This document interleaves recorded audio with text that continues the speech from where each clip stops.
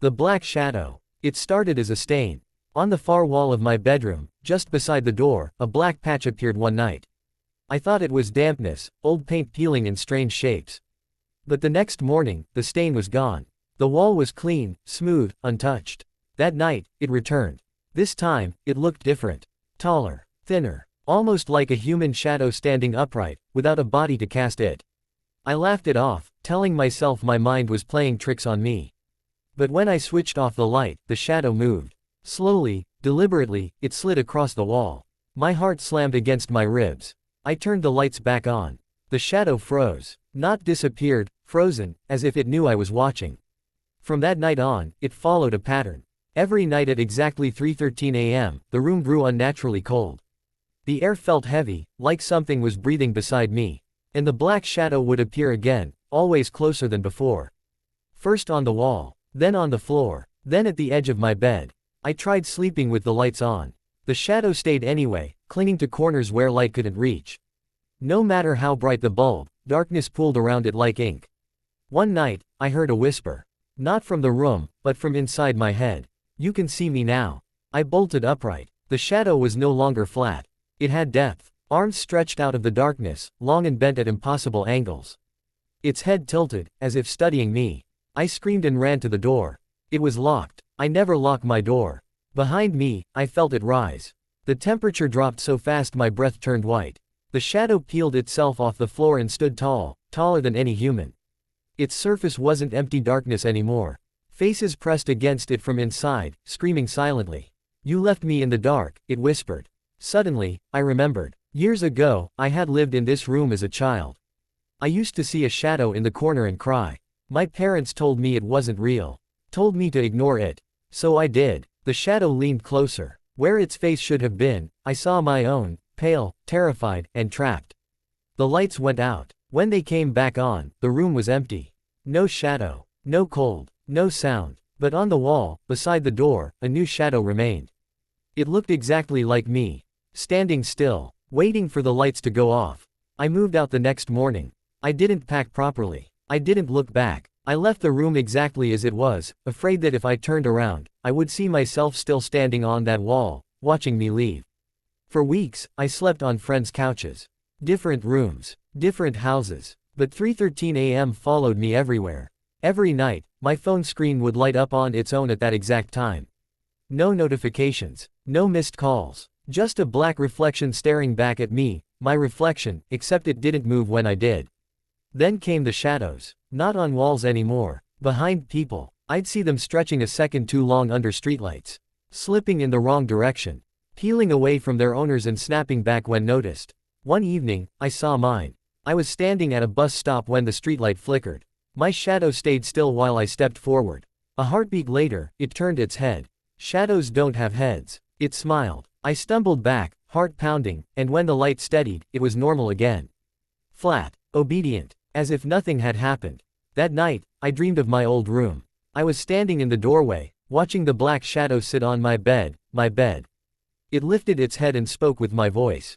"You don't remember what you did." I woke up choking, fingers around my own throat. Black fingerprints bruised my skin. I stopped sleeping after that. But exhaustion makes the dark stronger. On the third night, without rest, the shadow appeared in my reflection, standing behind me in the bathroom mirror. When I spun around, nothing was there. But in the mirror, it stepped closer.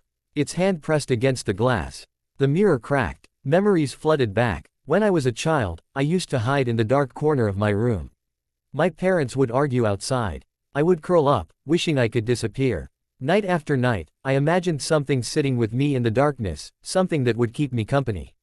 Something that would take the fear away. The shadow in the mirror leaned forward. "You made me," it whispered.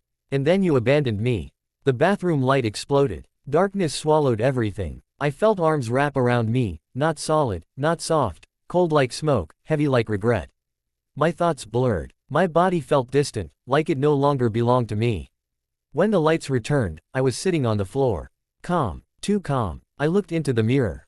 I was smiling. Behind the glass, the black shadow stood where my reflection should have been. And this time, it was the one controlling me. I didn't realize I was no longer alone in my body. It began with small things. I'd find messages on my phone that I didn't remember typing.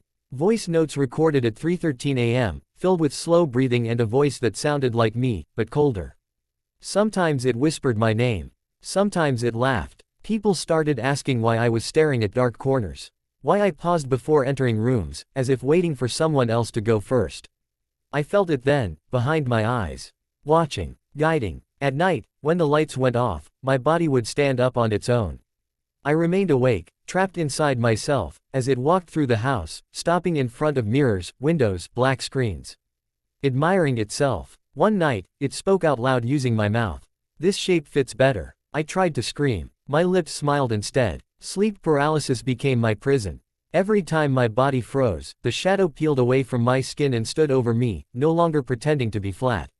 It was tall, endless, its edges leaking darkness onto the ceiling. It leaned down until its face merged with mine. That's when I saw what it truly was. Not a monster. Not a ghost. It was every moment I hid in the dark, every fear I swallowed, every night I wished I could disappear. It wasn't chasing me. It was finishing what I started. I tried one last thing. I returned to the old house. The room was still there. Empty. Clean. Waiting. The moment I stepped inside, the door slammed shut. The lights died. The wall beside the door darkened as the black shadow spread across it, taller than before, sharper, complete. "You came back," it said softly. I stepped forward. For the first time, I didn't run. The shadow stepped off the wall. And I stepped into it. Cold swallowed me. Memories tore through my mind like broken glass. I felt myself thinning, fading, flattening. When the light returned, the room was silent. A person stood there, breathing steadily. But on the wall, a new shadow clung beside the door. Smaller, weaker, trembling, watching the figure in the room move freely. Waiting for the lights to go off. I don't know how long I've been here. Time doesn't move in the dark. It folds. I exist now as something thin, pressed flat against the wall of that room. I can't breathe, yet I feel every second stretch endlessly. I see everything through the shadow's eyes, my old eyes. It walks wearing my face. It speaks to my friends using my voice. They say I seem calmer. Better. Like I finally let go of something heavy. They're right. I did. From the wall, I scream, but shadows have no sound. At 3:13 a.m., it returns to the room and stands perfectly still, allowing the darkness to grow. That's when it lets me remember everything. I wasn't just afraid as a child. I was angry. I hated the light because it showed me alone. In the dark, I felt powerful. Safe. I fed the shadow with every whispered wish. Every night I begged something, anything, to stay with me. And it listened. Now it teaches me the rule of the dark. Every shadow needs a body. Every body needs a shadow. And sometimes, they trade places. It leaves the door unlocked on purpose. Sometimes, someone new enters the room. A guest. A renter. A curious soul who laughs at the darkness. I watch them freeze when they notice me on the wall, too tall, too still. I watch fear bloom in their chest exactly the way it once bloomed in mine. The shadow wearing my body smiles. It turns off the light. And I feel myself peeling off the wall, stretching, growing. Because the dark always needs someone new. And one day, when you notice your shadow moving a second too late, you'll understand.